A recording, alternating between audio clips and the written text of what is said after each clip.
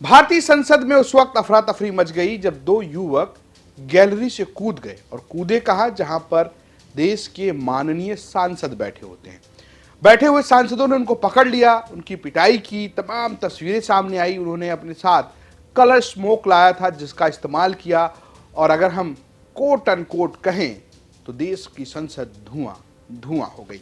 ये बड़ा सुरक्षा को लेकर बड़ा सवाल है इस पर, क्योंकि जिस तरीके से कुछ लोग संसद के अंदर घुसे, उन्होंने किस तरीके से कुछ सामग्री जो कि प्रतिबंधित है, जिसको आप संसद में नहीं ले जा सकते हैं, उसकी जगह आदमी कुछ भी ले जा सकता था, जिस तरीके से लेकर गए और उन्होंने जिस तरीके से कूदकर अफरा तफरी मचाई, बवाल काटा उन युवकों ने, उसको लेकर बड़े सारे सवाल उठ रहे हैं। इस बीच समाजवादी पार्टी के राष्ट्रीय अध्यक्ष अखिलेश यादव ने भी ट्वीट किया। उन्होंने ट्वीट करके बड़ी गंभीरता से भारतीय जनता पार्टी के ऊपर सवाल खड़े किए। अखिलेश यादव ने लिखा, लोकसभा में दो युवकों का विजिटर गैलरी से कूदना संसद की सुरक्षा के साथ गंभीर खिलवाड़ है। ये एक गंभीर सुरक्षा चूक है, इसकी तत्काल जांच की जाए और जिनकी वजह से अंदर प्रवेश कर सके उन सबके खिलाफ दंडात्मक कार्रवाई हो। ये घटना देश भर के अलग अलग जगहों और प्रदेशों से इकट्ठा हुए युवा मन की हताशा का परिणाम है। ये घटना स्वयं में निंदनीय होते हुए इन अर्थों में चिंतनीय भी है कि यदि इस प्रकार युवाओं को वर्तमान से निराशा हुई और भविष्य से नाउमीदी तो ये देश के लिए अच्छा नहीं होगा। ये घटना व्यवस्था के दरवाजे पर चेतावनी की दस्तक है। तो एक तरफ अखिलेश यादव इशारे इशारे में बीजेपी सांसद प्रताप सिम्हा पर कार्रवाई की बात कर रहे हैं, जिनके पास से यानी कि जिनके जरिए बनाए गए पास से ही इन युवकों की एंट्री हुई, ऐसा आरोप है।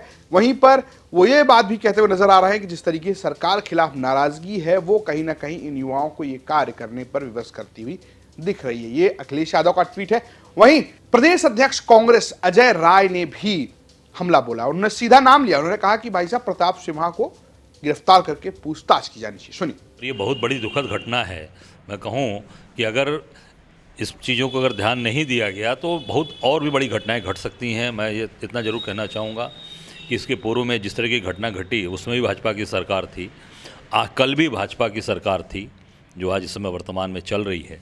इसमें आप देख सकते हैं कि उन्हीं के एक सांसद प्रताप सिम्हा जो मैसूर से भाजपा के सांसद हैं, उनके द्वारा वो पास बनवाया गया, उन बच्चों को अंदर ले जाया गया और उसको क्यों ले गए, क्या कारण था, ये सारी चीज़ों की जांच करने का विषय है और निश्चित तौर से भाजपा के सांसद से पूछताछ हो और उनके ऊपर कार्रवाई होनी चाहिए। अगर यही हमारे दल के कोई व्यक्ति होते या कांग्रेस का कोई उसमें सांसद शामिल होता, उनके पास पे अगर जारी हो गया होता तो अब तक क्या नहीं क्या पूरे देश में उसकी चर्चा और लंबी लंबी बड़ी बड़ी बातें भाजपा के लोग इस पर फेंकते।